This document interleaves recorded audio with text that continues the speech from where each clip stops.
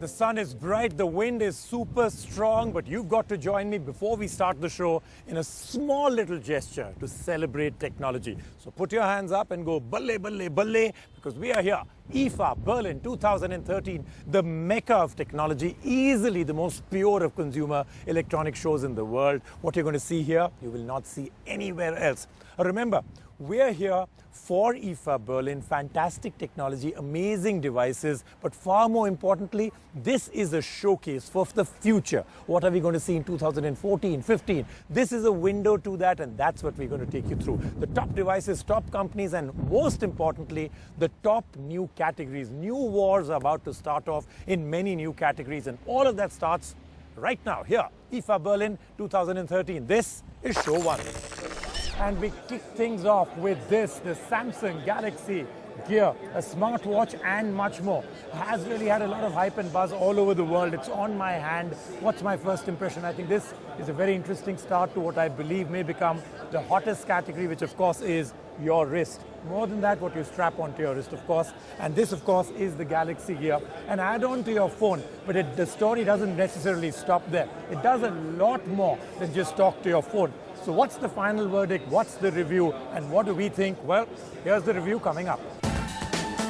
So let's kick off our coverage this year with what is quite possibly one of the most anticipated releases this year at IFA, Samsung Galaxy Gear. Smartwatches are the in-trend these days, with many of the major players in the consumer devices segment shipping off their own take on the formula. One look at the Gear and you know that this is something different. The stainless steel construction gives it a nice sturdy feel, along with a high-quality AMOLED display that is quite sharp. You can make and receive calls on the device, quickly comb through your smartphone notifications, and even take a photo or two if you feel like it, using the camera built into the strap. Yo, no honey sing. This is just a call out to everybody that the Note 3 is here. Well, it's very iconic because the Note 3 started off the entire idea of big screen phones, phablets as we call it. Before this didn't come, nobody thought people would even think of a 5-inch phone. Today, it's standard practice. So this one has big expectations to fill. People are really talking about this. Did Samsung really fill all expectations and what people thought the Note 3 should be? I would say an emphatic yes. It's bigger in terms of screen, but not bigger in terms of the size of the phone. It has very heavy, not in terms of weight, but in terms of features. What it can do with the S Pen now. Just remember these three words: dot, circle, square. I will review it and tell you what that all means. The number of covers it comes with, the colors it comes with, the fact that it has a leather back, and more importantly, I think, just the overall ecosystem they've built around it, including a fantastic multi-window system. All of that happening on the Note 3, and it's all coming up just for you. From one hotly anticipated product to the next, the Galaxy Note 3. The Note 3 brings a 5.7-inch Super AMOLED 1080p display powered by a Snapdragon 800 SoC and a 13-megapixel camera capable of recording video in 4K. Another major update is the aesthetic, which is no longer an all-plastic back, but instead a finely stitched leather material that feels nice in the hand. The S Pen also sees its role increased, as users can now draw a square to bring up the commonly used apps menu. The Air command gives you quick access to the commonly used commands, and the multi-window feature from the previous iterations are still here. Well, we're back in that arena and territory that I always love, but I will say these two things. One, you're absolutely right. We did ultra-high definition TVs at CES and at IFA last year. So why am I looking so excited? Well, because this is now not just a concept or prototype. We are into reality now. This is coming, but more importantly, it's very expensive right now, but I have great news for you. For those that really want to move to the next level of 4K ultra high definition TVs, it's coming to India, this one, the Samsung UHD TV, 65 inches, and guess what, it's for about 4 lakhs, which means it's almost the same, maybe a 10-20% premium over normal full HD TVs, and this is UHD, which is unbelievable. Even more exciting is this one. The world's first curved UHD TV, 65 inches. Well, a curved TV may not necessarily be this one, is also coming to India. A 55 inch for about 3,20,000. That's not the curved one, I'm talking about the UHD. the 65-inch for about 4 lakhs, and a curved TV. So all of that coming to India. And I'm going to demonstrate to you, really, the biggest problem that you have with ultra-high definition televisions has always been content. But upscaling now by a quad-core processor is what is going to happen. Even if you take a fairly bad signal or source, you can get fantastic pictures out of it. That demo, plus a lot more, is what we're going to see right now.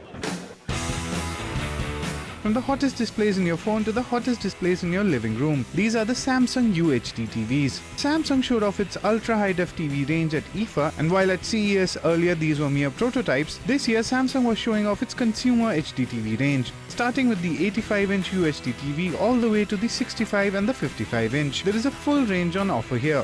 If you're worrying about the 4K content on offer for these TVs also upscale your normal content to UHD, courtesy a quad-core chipset embedded in the TV. The best part, these are all making their way to India pretty soon. In a world of technology where almost every device now must be having a purpose, and even more importantly, a very clear focus as to who it's for, this is the ultimate example.